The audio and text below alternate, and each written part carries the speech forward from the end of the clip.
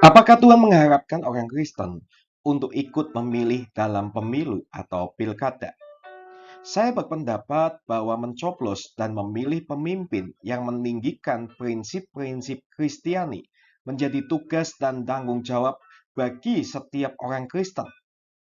Allah memang yang memegang kendali, tetapi tidak berarti kita tidak berbuat apa-apa untuk mewujudkan kehendaknya.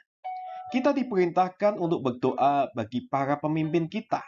Di dalam 1 Timotius 2 ayat 1-4 dikatakan, pertama-tama aku menasihatkan, naikkanlah permohonan, doa syafaat, dan ucapan syukur untuk semua orang, untuk raja-raja, dan untuk semua pembesar, agar kita dapat hidup tenang dan tentram dalam segala kesalehan dan kehormatan. Itulah yang baik dan yang berkenan kepada Allah, Juru Selamat kita, yang menghendaki supaya semua orang diselamatkan dan memperoleh pengetahuan akan kebenaran. Terkait soal politik dan kepemimpinan, Alkitab menyatakan kalau Allah terkadang tidak berkenan dengan pemimpin pilihan manusia. Hosea 8 ayat 4. Mereka telah mengangkat raja, tetapi tanpa persetujuanku. Mereka mengangkat pemuka, tetapi dengan tidak setauku. Dari emas dan perak mereka membuat berhala bagi dirinya sendiri, sehingga mereka dilenyapkan.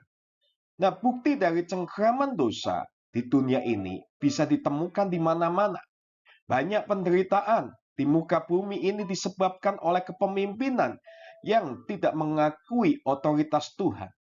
Amsal 28 ayat 12, menindas orang sengsara dan miskin, merampas, tidak mengembalikan gadaian orang, melihat kepada berhala-berhala, dan melakukan kekejian. Alkitab memberikan perintah kepada orang Kristen untuk mematuhi otoritas yang sah.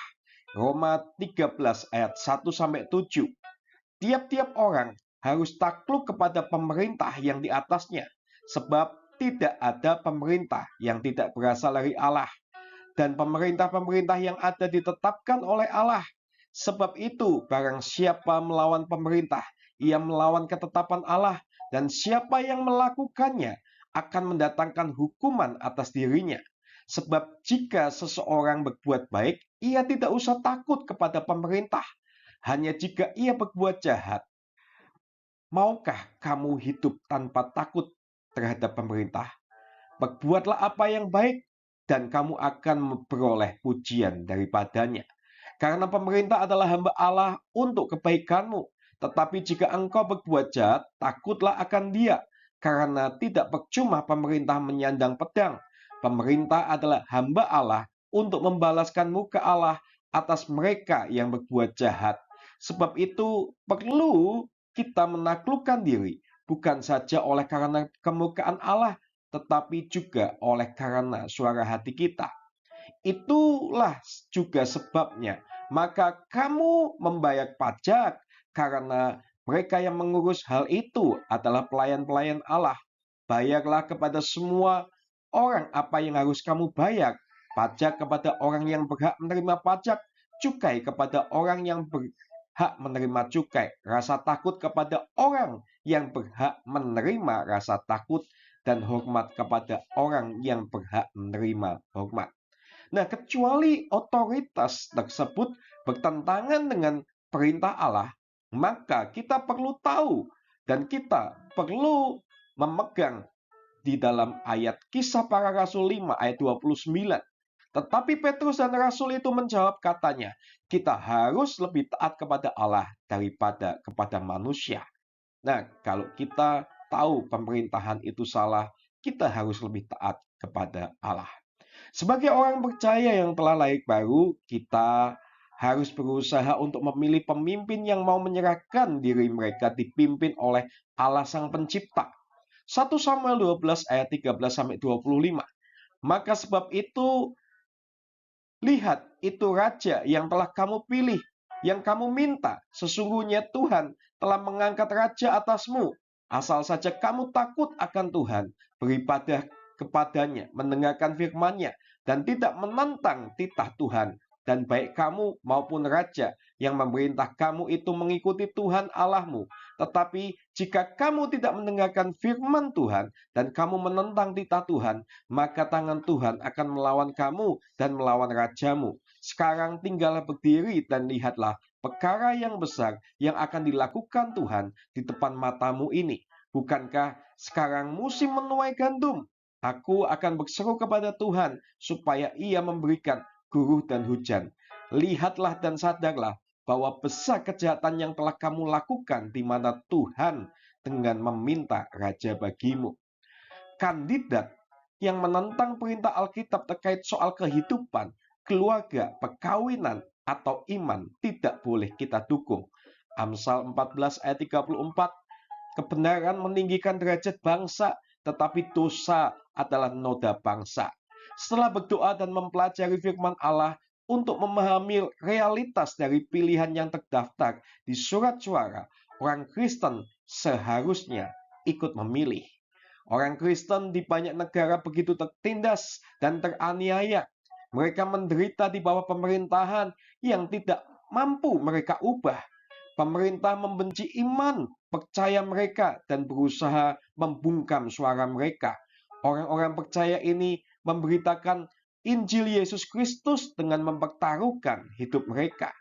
Di Amerika Serikat, orang Kristen diberkati dengan hak untuk berpendapat. Mereka bisa memilih pemimpin mereka tanpa rasa takut, baik terhadap ancaman bagi diri sendiri ataupun keluarga mereka. Di Amerika Serikat, pada pemilu baru-baru ini, sekitar 2 dari setiap 5 orang yang mengaku sebagai orang Kristen menyia-nyiakan hak tersebut dan tidak memberikan suara mereka. Sekitar 1 dari setiap 5 orang yang mengaku sebagai orang Kristen yang memenuhi syarat untuk memberikan suara bahkan tidak terdaftar sebagai pemilih. Di masa dan zaman ini, ada banyak pihak yang ingin menghilangkan Kristus dari kehidupan bermasyarakat.